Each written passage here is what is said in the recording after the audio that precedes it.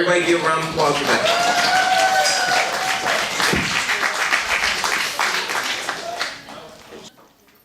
So before we start, you can all hear me, right? Yes, great. Before we start, it seemed extremely unethical to bribe you for a costume contest, but I did bring a bag of Nerds candy, and you should all take some because I actually hate Nerds, but I felt like it was on theme. So, I mean, I like Nerds, but I don't like Nerds candy. So, take some candy when you go home. Please take it. So my name is Becky Robison. My pronouns are she, her, and as the slides state there, my parents are dead. And I ended up as executor of their estate, so I'm going to be sharing with you the top 5 things that I have learned in that exciting new job. But before we get started, I just want to go over a few things. First of all, dead parents, the death of a loved one in general, is a really difficult subject for a lot of people, especially today when we're facing another mass shooting in this country. So if at any point, it becomes too difficult, and I'm a gallows humor person, so I'll probably be making some jokes, but if it gets too difficult and you need to exit and go to the bar and get another drink or something, that's fine. You will not offend me. I might swear a little bit. I do that sometimes. And also, I unironically love skeletons, so you will be seeing lots of beautiful stock photos of skeletons in this presentation. So why should you listen to me? Why should you care what I say? Lots of people have dead parents. Let me introduce you to mine. So my mom, Nancy Robison, she was a therapist and a small business owner. Both my parents were. She loved to watch Jeopardy. She watched it every night, and I usually watched it with her, so you do want me on your trivia team. She grew up in Florida. She loved to go to the beach. That was one of her favorite things. And in 2020, she died of liver disease after a long battle with alcohol. My dad, Dan Robison, he was an architect. He loved Creedence Clearwater Revival and the Eagles and ABBA. We went to see both Mamma Mia movies in theaters together. He was a golfer, and he also loved manly outdoorsy things. He loved to go hunting, and he loved to go fishing. And he died earlier this year of pancreatic cancer. So there is no such thing as a good cancer. Pancreatic cancer is particularly brutal. It was about 9 months from diagnosis to his death. So, like I said, I ended up executor of their estate, and I just had no idea what I was doing. What does that even mean, executor of an estate? I asked my aunts and uncles, and I asked my friends' parents, because I figured, maybe they know what they're doing. And they didn't really remember. A lot of them just remembered the grief of the situation, which is understandable, or they had hired people to help them, accountants and lawyers, so they hadn't really dealt with the nitty-gritty details of being an executor. And then, of course, I'm a millennial, so I looked on the internet a lot, and there was stuff spread out all over the place. I found a bit of information here and a bit of information there, and there wasn't really one space for it all. I also found a lot of information about how to plan for your own death, but there wasn't really anything about, oh shit, your parents are dead, help. So I'm a writer by trade. I do corporate communications during the day, and I'm also a creative writer, so by night I write fiction and I write essays. And I also take way too many notes, like whatever I'm doing. So I figured, hey, why can't I do this? I'll just write down what I'm doing the whole time I'm doing it, and I will put it together and make a resource so that everybody who inevitably has to go through this can have one place to go and find all the information. So I created a website. It's called deadparentswhatnow.com, and it kind of took off. It got like 20,000 views in the first month. So now, in addition to the unpaid part-time job I have being an executor, I also have the wonderful unpaid part-time job of running this website, which I actually enjoy doing very much in a lot of ways. It's brought a lot of meaning to this whole process, because it's like, I'm stuck in this mess, now I can make something good come out of it. So that's why you should listen to me, because I'm an accidental expert in this topic. Thank you, Vaughn. So let's talk about the top 5 things you need to know. And there's a lot more, but these are the basics. So, stock up on death certificates. You are going to need truly a stupid amount of death certificates. Everyone is going to ask you for one because they believe you're committing some kind of fraud where your parents didn't actually die. Birth is a lot like death. So when you're born, you get a birth certificate, and when you die, you get a death certificate. But where does a death certificate come from? Well, when you choose a funeral home or crematorium for your loved one, they're going to ask you to fill out a truly ridiculous amount of paperwork. And that paperwork is what they will submit to the state or the county to get that death certificate for you. So you gotta make sure you get it right the first time. You have to make sure you're filling out all that information correctly. Now, you're gonna get normal stuff like their name, their birthday, their social security number, but you'll also need to know some weirder stuff like usually your grandma's maiden name is gonna be on there. Anything that's on their birth certificate has to go on the information for their death certificate. And like I said, you should get it right, even though this is a very difficult time to get things right. My parents were snowbirds, so they had a small property in southern Wisconsin and a small property in Florida. And my dad died in Illinois in a hospital there, so we thought we would put the Wisconsin address on the forms because that was nearer to where he had died. But that was not his legal address. The Florida address was his legal address. So we had to send those forms back to the Illinois Department of Health, and it was like another 6 weeks before we could get them back. And there's really nothing you can do with an estate without those death certificates. So that's the first thing you need to do, and you need to make sure you get the information right. Like I said, everyone is going to ask you for a copy. So the really obvious ones, like the life insurance company will ask you for a copy, the bank will ask you for a copy, of course. But also, like Verizon, to cancel their phone bill, is going to insist upon a death certificate. Because like I said, even though you're grieving and very sad, for some reason everyone thinks you're like committing fraud. So they're going to ask you for a death certificate. And this is especially annoying because death certificates cost money. They're not cheap. So according to the Neptune Society, the average cost of a death certificate is somewhere between $6 and $25. I checked, and in Jefferson County, Kentucky, is $6. So that is actually on the cheaper end of things. But even if your parents are from here, if they don't die here, say they die in Texas, you're going to be paying the cost of the death certificate, whatever it is in that state or county. You can get death certificates anytime, even years later. So if it's 10 years after your parents have died and you need more, you can go back to the funeral home or crematorium and ask for more, or you can go through the state and the county and ask for more. You probably will need more years down the road. For example, when my dad died, there were still some joint accounts with my mom's name on them, and I needed more of my mom's death certificates in order to close those accounts. So it's important to know that you can get them later on as well. And like I said, everyone's going to need one, so this is your first step. This is where you start. Next up, you need to learn the difference between a will and a trust. So you might think of a will like in movies like Knives Out. There's an elderly lawyer sitting behind a large fancy desk, and the grieving/greedy family is sitting all around waiting to see what they inherit. That is not what it is like at all. That is not how it works. I found my dad's will on regular printer paper in a cardboard box in a closet next to the Christmas tree stuff. So I would suggest looking in a random cardboard box. That might be where you find the will. A will is just a document that explains how an estate should be distributed. So where should this money go? Where should this property go? And the will name an executor. And the executor is the person who is legally in charge of making sure that this will is carried out appropriately and that it goes through probate court. Probate court is the law sort of stepping in and doing the same thing. So probate court is there to make sure that the stuff in the will goes to who the will says it should.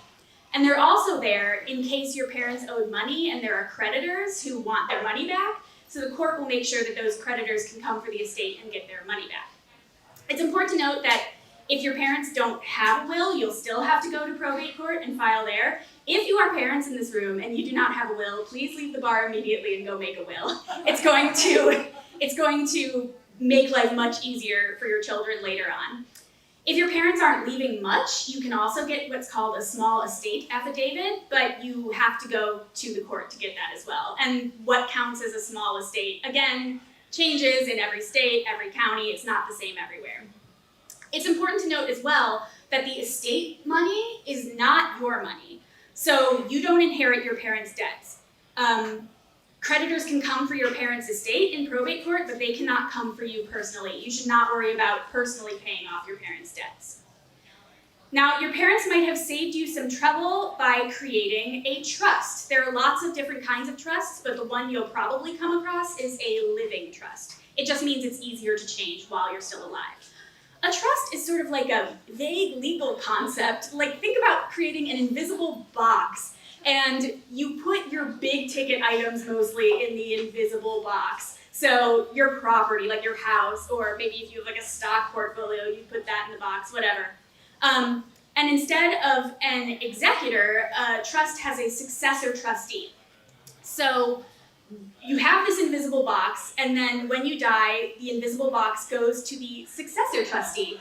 So because it passes directly to the successor trustee intact, it doesn't have to go through probate court.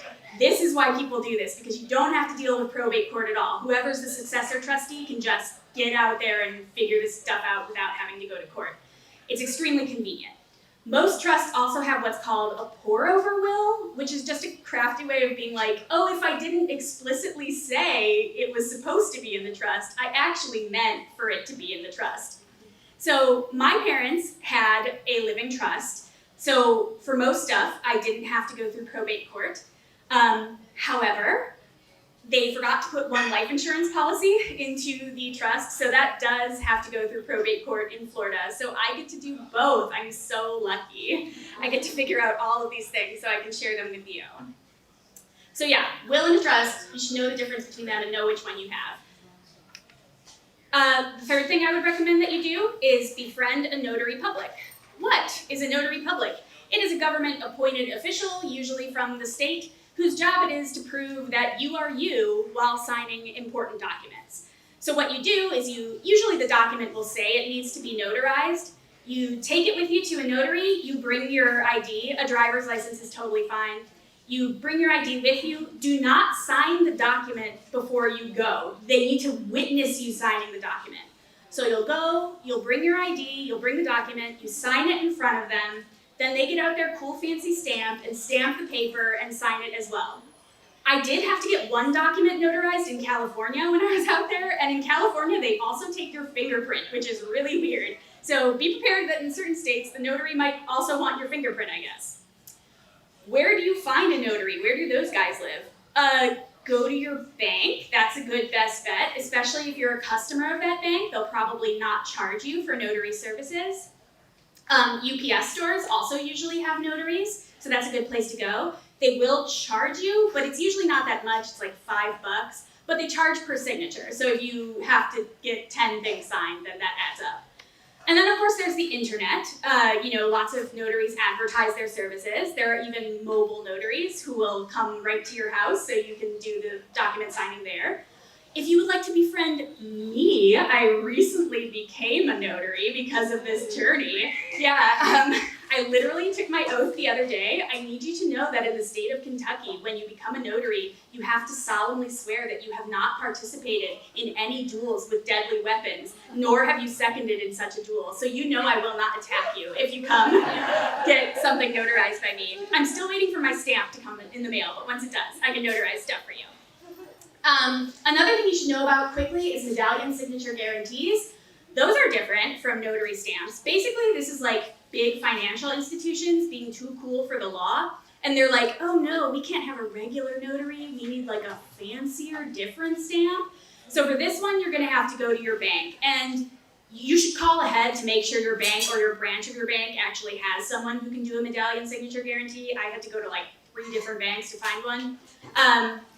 And it works just like a notary though. You bring the document, you bring your ID, you sign it in front of them, and they give you a stamp. It's just a fancy, different stamp. So yeah, notaries and medallion signature guarantees, good to know. You're gonna have to get a ton of stuff notarized. Consider geography while you're doing all of this. Every state has different laws about death and dying, and every county within every state has different laws about death and dying. So when you're researching for what you need to do in a given situation, add the county and state into that Google search to make sure you're getting the most accurate information. And prepare to travel a bit. A lot of stuff can be done with e-signature these days, which is good. However, you probably will have to go some places not only to clean things out of houses, but also to, get legal stuff done. So my parents both died in Illinois, but like I said, they had a small property in southern Wisconsin and a small property in Florida. And so in the month of July, I was in Illinois and Wisconsin and Florida getting stuff figured out. It was like the worst vacation of my life.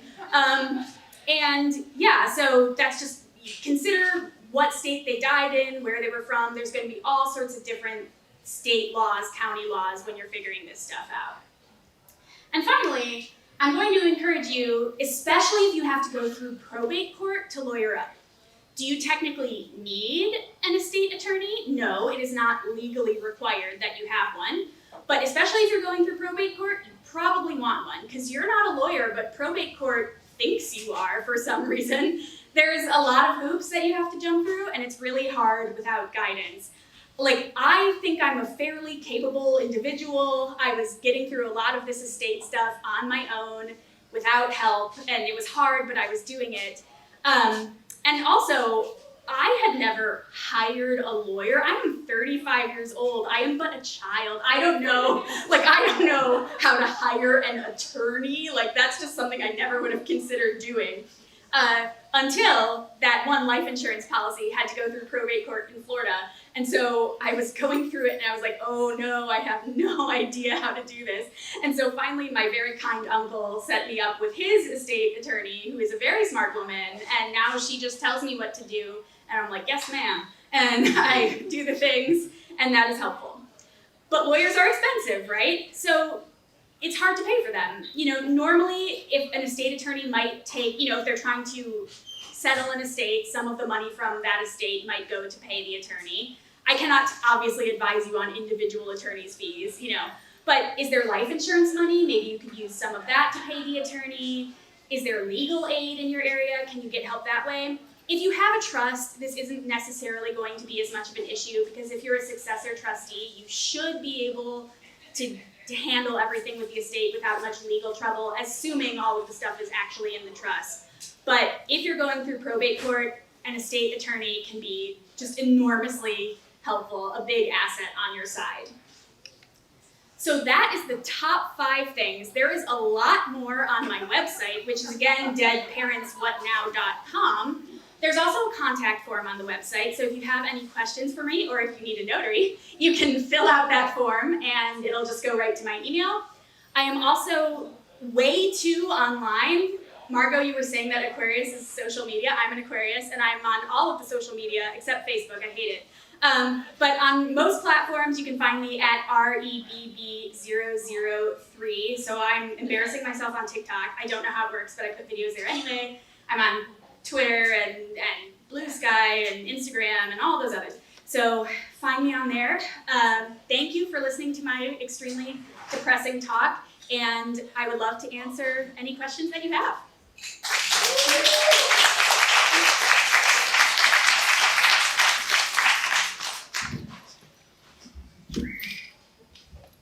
Go ahead, do the whistle again. All right, everybody, give it up for Becca. You don't care? Okay, fine. All right, we have time for questions. Hands. 1, 2. All right, cool. Yes. While you were presenting, I texted my mom and I said, "You have a will, right?" And she said, "Yes, I have all of these papers already lined up and all these things in the same place." And she also said that my name is on the deed of her house. Oh. Does that actually help? When your name had been on your dad's deed, does that help? If the child of the parent that passes away has their name on the deed, does that help at all? Yes, that can help, and it's a little bit of a complicated question because there are actually like a zillion different types of deeds in different types of states. So there's like quitclaim deeds, which is a way that your name might be on the will, or it's a way to title it over you to immediately upon death. In some states, they have ladybird deeds, which is something similar. But yeah, if your name's on the deed, that's definitely going to help you when the time comes to take the property, for sure. Lucky you, your name's on the deed. That's good stuff. Other question. Was the life insurance in Florida just a Florida thing? So I thought you had beneficiaries on the policy and this was figured out. Was the life insurance in Florida just a Florida thing, or were there other beneficiaries? So it was not a Florida thing. It was my dad forgetting about this one policy thing. So he never even updated it when my mom died, so she was still listed as the beneficiary on it, not my sister and not me.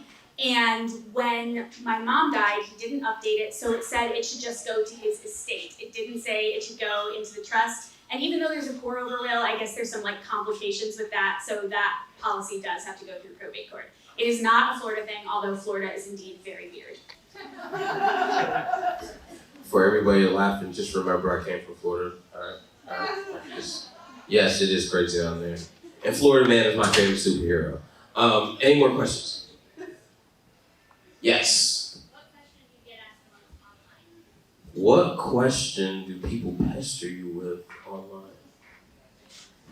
Actually, it's interesting. I don't always get a ton of questions about my website, which I think means I have like a really good website and all of the information is on there.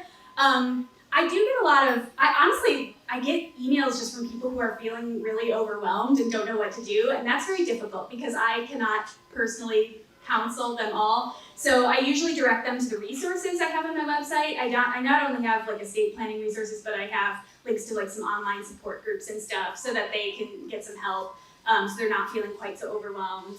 And then I do get, sometimes I get questions about things that I haven't thought about or considered, which helps make the website a lot more detailed. So sometimes people email me and say, oh, like my mom had to have an autopsy. Do you know anything about autopsies? You know, and so then I'll do some research and put that up on the website too. But yeah, I actually don't get a lot of questions, which I hope means that I am doing a good job. More questions? Yes, Amanda. For people who haven't made a will yet, at any age, like what advice would you have? Like what things are often omitted, or what should we think about if we haven't made a will yet? What advice do you give for the lacquers that have not made wills yet, that do not care about the people that are going to take care of their estate afterwards? What is the advice that you can tell them besides, get that shit done? Like, what are you going to tell them? Well, for what it's worth, I'm also a laggard and haven't done it yet because I've been settling my parents' estate, so I haven't made my own will. But that's on the docket for this coming year because now I know how important it is. But I guess what I would say, knowing what I know now, is that it's a little bit easier than you think it is. I think a lot of people assume that they have to go, hire an attorney, and then it's like this long process of figuring out what goes in a will and all of that stuff. And actually, there are a lot of templates for how to do it online, so you can just sort of fill in. There's a website called freewill.com, which, haha, it's funny, like free will. But what they do is it's run by nonprofits because nonprofits really love it when you put them in your will. So what they do is these nonprofits get together and have all these resources so you can build a will for free on their site. You still have to get it notarized and all of that stuff, but they'll help you build it for free in the hopes, they obviously can't make you, but in the hopes that you'll put that nonprofit in your will. So that's a good resource. I guess I'd just say people think of it as this like enormously complex thing, and there are lots of resources online to help you do it in a much more easy way. In the meantime, before the next question comes up, everybody pull your cell phone out and make sure you follow our two really good speakers today. Our third speaker could not make it because he was in the hospital and did not have enough time to prepare. But pull your phones out and follow Margot and Becca. Becky, sorry, God, I know you're gonna kill me. Becky, is there any more questions about estate planning? Is that a question or a scratch? All right. I mean, all this is just kind of making me think about inequities in life and in our culture here, and how I'm assuming there are so many families dealing with systemic racism and problems in this country where it's so much worse, and what equity people could be building is probably tied up a lot more in certain communities. And I'm just wondering, with people reaching out to you, have you seen any of that? Are there any people that are trying to work to fix that? Or So there wasn't really a question in that, but there was a lot of conversational pieces that I believe in. Yeah. Amanda, stop laughing at me. Thank you. I go through this struggle. Everybody that knows me from Nerd Night, being here as a host now, you gotta be concise, because as soon as that shit gets unconcise, I don't know what the opposite of concise is, so I just said unconcise. Thank you. As soon as it starts becoming whatever that word was, I'm like, what the, yo, keep it simple. But that conversation that just happened, like, what do people do with all the inequities that are happening with estate planning and estates and passing things over, and like, what have you seen on your social site and with people contacting you? Well, it's true that there is an enormous amount of inequity in terms of estate planning in general, because death is incredibly expensive. So I'm really fortunate in that my parents, didn't have a lot of debt, so I'm not dealing with a lot of that stuff. But there is an enormous amount of inequity in the funeral industry, in the estate planning industry. There's a lot of really interesting stuff going on right now, specifically in the funeral industry world. Right now, funeral homes don't have to put their prices on their website, so they don't have to, if you call them, they have to tell you their pricing, but they don't have to put it online. The FTC is probably going to change that. There's like a big thing right now happening. It's probably going to come down to a ruling either later this year or early next year, where they'll decide if they have to put prices on their website, but I think that they should, so that you can do a fair price comparison very easily, so that you don't have to, immediately upon your loved one's deathbed, call a bunch of people to go shopping. It's also important to know, the FTC has like a funeral bill of rights that's important to know about. For example, I think a lot of people think, oh, if I'm using this funeral home, I have to use all of the services through this funeral home. That's not true. You can shop around for a coffin, you can shop around for an urn, you can use Aunt Kathy's weird vase as an urn. They have to use that stuff, so you don't have to buy through them if you want to do, better price comparisons by going around. And then there's a lot of resources out there. Oh my God, I'm gonna forget what it's called. But if you go to my website and go to the resources page, there are links there to different consumer organizations that are specifically for funerals and death. The Order of the Good Death is a great website. They do a lot of death positivity movement stuff. And death positivity is not saying, oh, I am psyched about death. I'm psyched to die. That's not how it works. It's more just trying to normalize the conversation around death and talk about these topics so that we know what's coming. They have a lot of really good resources on their site in terms of, even in terms of like body sizes in the funeral industry and then that sort of thing. So it's a really great website. My website has some resources. Their website has some resources, like tons and tons of stuff in different topics. So I would definitely recommend checking the Order of the Good Death out. But yes, there are a lot of conversations going on about this stuff right now. If you go on Instagram, there are so many accounts. I think it's queer in death. There's, talk about the, queer community in the death industry, because there's obviously stuff when, if certain states in this country, certain places, if you're not married, they don't recognize queer couples, and how does, stuff get moved on this way. So yes, it's a huge conversation. It's kind of hard to sum it all up, but there are resources out there and people are talking about inequities, societal inequities in death and dying. Yes. If I'm an executor of parent will, does it make sense at all for me to know what the will says before it needs to be executed?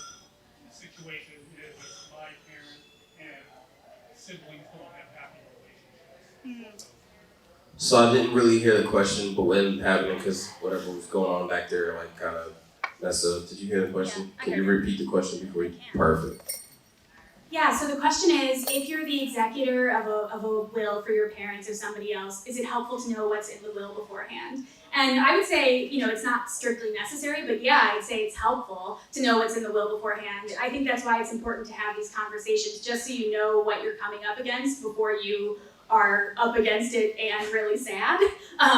So I think it would be, just helpful if your parents are willing to talk about it with you. I think that's like a really good conversation to have. I wish my parents and I had more conversations like that. Although I am quite fortunate in that my sister and I get along really well, so there's not a lot of family infighting about who gets what. That, as a good note, is also another space where an estate attorney can be helpful. So you have a bunch of fighting relatives or siblings, or also planning for your own death, an estate attorney can help there. But yeah, I think it's good to normalize these conversations and have them. So if your parents are willing to talk about, I know it's weird to talk about death. It's also weird to talk about money. We don't like doing that in society. But I think those conversations are really, really helpful to have if your parents are willing to have them beforehand. And there's a resource called the Conversations Project. I think it's just theconversationsproject.org. Again, I linked to it on my website, but they're a whole nonprofit who's dedicated to helping people have those types of difficult conversations. Thank you. Yeah, no problem. Did you even know where the will was, or any of the other important documents? No. Oh, so the question was, did I know where the will was or where the other important documents were? And no, I didn't. I would say my dad was pretty organized, all things considered, once we found them. They were all, like I said, in a cardboard box by the Christmas decorations in the closet. So, but that cardboard box had like all of the documents. In fact, probably too many documents. There were like all these statements probably that we didn't actually need. But yeah, it's helpful to know where they are beforehand. And there are a lot of products that can help you organize that stuff for yourself. There's like a thing called Knockbox, for instance, which is a box you can buy that has little spaces for each of the important documents you'll need, and they have like a fireproof version if you're worried about, fires or whatever. Yeah, I don't know, there's lots of products out there to help you organize that stuff. But yeah, if you can talk about your conversations about if you can talk with your parents about where that stuff is located, that would be helpful, because then I wouldn't have had to go digging around in the closet. Any more questions before I start probing my own questions? No? So what do you do with all the weird stuff that you find from your parents? Like, stop laughing, everybody. Real. Like, what do you do with the weird stuff? Like, do you hold on to stuff? You say, shit, I want to keep this because it reminds me of, or do you just eBay? Like, what do you do with that? I think it depends on the stuff, and it's kind of up to you, and also what the will says. If the will says that a specific object is supposed to go to Aunt Kathy, then yeah, you should probably make sure Aunt Kathy gets that object. But in our case, my parents, they had houses full of stuff, and it was I don't want these 34 decorative fish. What do I do with them? So there were 34. I made a TikTok about it. So I sold some of them to one of their neighbors down there in Florida who wanted some of the decorative fish. But yeah, you can do garage sale type stuff for some of that. You can, put it on eBay if you want to do that. I would definitely recommend, I think it's nice if you have good relationships with your friends and relatives to either select stuff that you know they would like or let them look through it. I obviously asked my dad's sisters if they wanted any of his stuff, and they were like, no, we're old and we don't want any more stuff. So I was like, well, shit, now I have to get rid of all the stuff. Yeah, it's really hard. Cleaning out the houses was pretty hard. So there's a lot of stuff you can do. You can throw stuff away if you have to, which is unfortunate. But the harder stuff is honestly selling the property, selling cars, that sort of thing. Because I had bought a house here, but that was a weird fluke. Long story. It was much harder to sell their house and car and stuff. I had to figure out how real estate worked. All right, because again, I have 3 more. Can my 3 questions go first? No. I got questions. This is a whole interview right here, for real. I think about this, and this question actually is pertaining to a situation that, I inherited, because I inherited Nerd Night from Becky, right? And having some of his things, I don't want to call it stuff, but just things, and just giving it away to people, what does that feel like? Is that ethical? Is that right? How's that feel for you? Again, I think it kind of depends on the object. There were, I think it's ethical, I don't think you're obligated to keep all of your parents' things if you don't want to keep their things, or your loved ones' things if you don't want to keep their things. But or your friends, anything like that. I definitely kept some of my parents' stuff if it was stuff that was meaningful to me that I really liked. My mom and I were similar in that we both really loved brightly colored things. Oh, thank you. We both loved really brightly colored things, so there was some of her artwork that she had bought over the years that I kept, and I kept some of my dad's weird pocket knives and stuff like that. Yeah, so there were objects that I felt that I would keep. You know, I definitely offered his friends and their friends some stuff that I knew would be meaningful to them. But I don't think you're obligated necessarily to keep their stuff. I think it's just what you feel, right? If this is important to you, even if it's something really silly, like, oh, I really want that chipped plate. If that chipped plate is important to you, please keep the chipped plate. That's fine. You know, but you also shouldn't feel obligated and weighted down by tons of stuff from a loved one. If it's not something you want, then someone else can probably put it to good use. You can donate it. Somebody else can use it. It's I had three. I asked one, I'm gonna cut one off, and then I'm gonna ask my last one. It's like with having a child in the crowd, because I know I'm supposed to die first, right? Right? Everybody agrees I'm supposed to die first. In that case that you know, the parent goes, like how would you have wanted that to be set up for you? Would you be like, hey man, get rid of all this shit because I don't want it? Or do you like say, should you like divvy all that stuff out first and like help with the will planning, or like do you recommend that? Like what's your thoughts on that? I guess what I would recommend is, I just wish we'd had more conversations about it. I knew that my parents wanted to be cremated. I knew that they had a will, but I didn't know what was in it, and I didn't know where it was, and I didn't know exactly how, even like all the accounts that they had, all of the stuff. I wish that they had we had a big conversation about it at some point. It's like, these are our assets, these are where they're located, these are maybe what we'd like you to do with them. Because I think people are afraid to talk about death. Understandably, it's super weird and sad, you know, so people are afraid to talk about death, and then it's this weird social taboo not to talk about money. But I think it's really helpful to talk about money with people.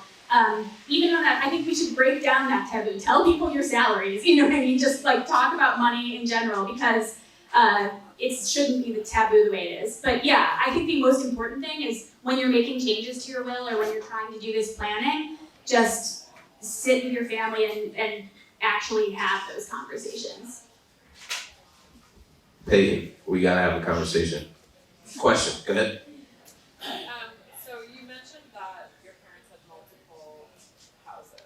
Mm-hmm. So in the interim between their death and I assume you sold them, were you responsible for paying the mortgages on those houses? Were you responsible for your parents' debts while you were trying to sell the properties? So yes, my parents no, we were not responsible for paying those mortgages, the estate was. So my parents had a small property in southern Wisconsin that one was already paid off. There was a mortgage on the one in Florida. I used the death certificates to get access to their bank accounts, and I used that money to pay the mortgage while we were selling it, and the HOA fees. So again, you are not responsible for your parents' deaths. If there's not money in the estate to pay the mortgage, they can't come after you and say you have to pay the mortgage, but the house might go into foreclosure if you can't pay the mortgage. So it just kind of depends. It's important to note too, aside from selling the house, you could also move into the house, free house. It's not really free. You obviously have to take over the mortgage payments if they're there and that sort of thing. But that's what we did with my sister actually with the property in Wisconsin. She bought me out of my share and moved into it. But yeah, so there are going to be all these bills. You know, I would obviously like cancel credit cards and stuff right away. You know, your parents' cards, that sort of thing. But yeah, with mortgages, you have to get in touch with the bank and set it up to make sure it's coming out of their account, the account you set up for their estate. So we use the estate money to pay for those mortgages. You should not be paying your parents' bills after they die. So credit cards, mortgage, nothing. You should not be paying that. The estate pays for that, assuming the estate is capable of paying for that. And if not, too bad. It's not your fault that they died. So, yeah. Yes. My grandmother passed away recently, and her house, her condo, and another commercial property that she owned, and some of the things were in a trust. And so my dad and sister haven't been able to easily navigate selling the house and that sort of thing. But they talked a lot about capital gains and like avoiding that with the trust. Capital gains taxes. Like what that entails. I wonder if you knew like the general if you put things in a trust, does that negate capital gains when you're passing things on to family members? This platform is not for legal or accounting advice. We're just gonna make sure we say that to cover us, right? Right? Yeah. No, seriously. And with that being said, if you want to share your experience with capital gain tax, you can. Hey y'all, I'm out of it, all right? But Becky, go ahead and share your experience.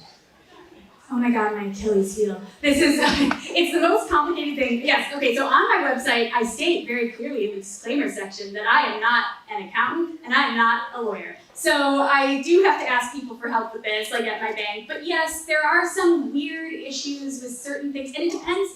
This is gonna be a terrible way to answer this question because it depends on the type of trust you have. There's differences between living trusts and I forget what the other kind is called, the other general kind, but it's basically a living trust you can change a lot throughout your lifetime. The other kinds, it's like you make it and it's set in stone and you can never change it again until you die. And what? Irrevocable. Yes, irrevocable trust. Right. So if you make that kind, the taxes are different than with a living trust kind. And I think that's why people do sometimes choose an irrevocable trust, is because the taxes are less of an issue.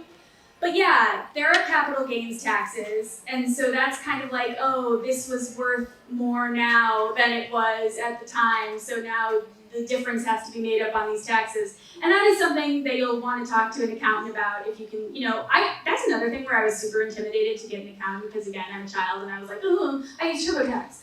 But actually accountants are, accountants are fine. I found a really great one here. He's great. He doesn't charge me a lot at all, and he's really helpful. So that can be helpful to just talk to an accountant, I would say if you're dealing with tax situations, talk to a professional. They know what they're talking about, and they are very helpful. Also, if you are a customer at a bank, especially a bigger bank like Chase or something like that, they usually have financial counseling that you have access to for free because you're already a customer of that bank. Or maybe your credit union or whatever. So that's a good place to look to. Like, go to your bank, say, this is the situation I'm in, and they can usually set you up with someone who got good grades in math, who can help you understand what a capital gains tax even is. Yeah, some of that stuff I'm like, oh crap. Like I came across it, like, don't know what it means. Okay. Yeah. Sorry, I had to get away out of the camera for that one, because, yeah. Any other questions? Everybody get as loud as you can for Rebecca.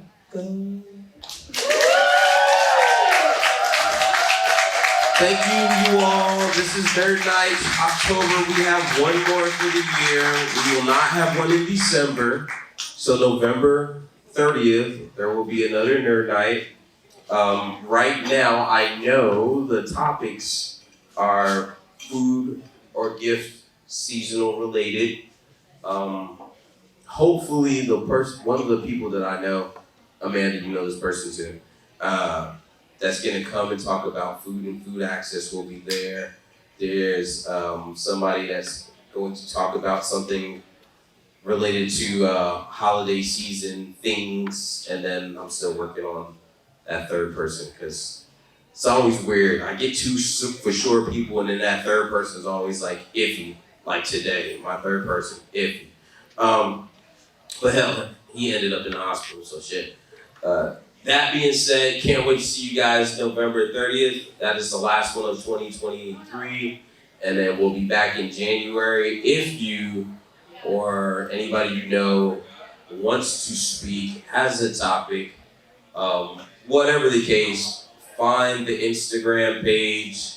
There's a link in the bio if you want to be a presenter. Amanda, you and the rest of the scientists over in Kentucky, I need one of y'all. And, everybody, find somebody.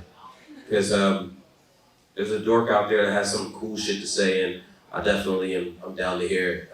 That being said, everybody have a good night. Go get something at the bar. Later.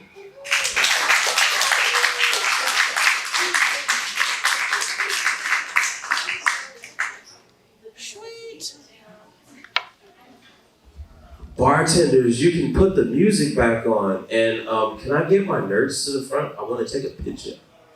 Thank y'all. Sweet. Get your signs.